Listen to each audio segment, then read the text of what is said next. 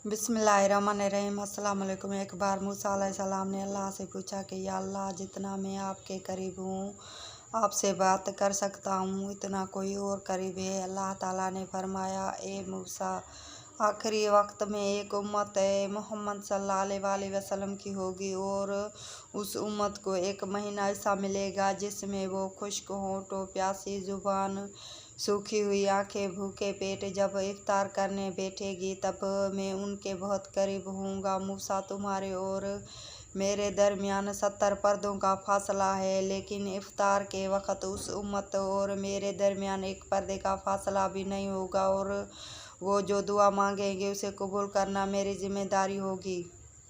रमज़ानुल मुबारक की पहली शब, जिस रात चांद नजर आए, नमाज तहज्जुद की अदायगी के बाद आसमान की तरफ चेहरा करके 12 मरतबा ये दुआ पढ़े तो बेफजल बारी ताला बहुत सी नेमतें हासिल होंगी। अल्लाह ताला खुसूसी फजल और करम नाजिल फरमाएगा। वो दुआ नीचे लिखी हुई है।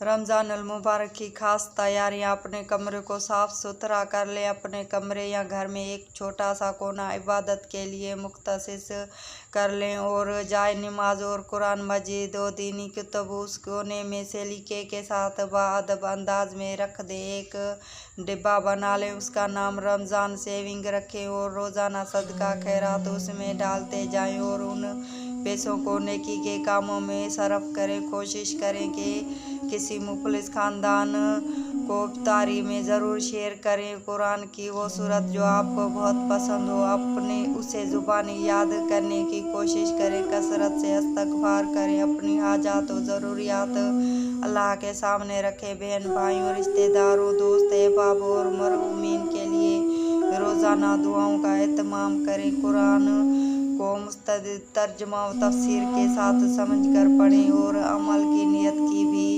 करें। इस रमज़ान को ज़िंदगी का आखिरी रमज़ान तस्वर करें। जज़ाकल्लाहु खैरा।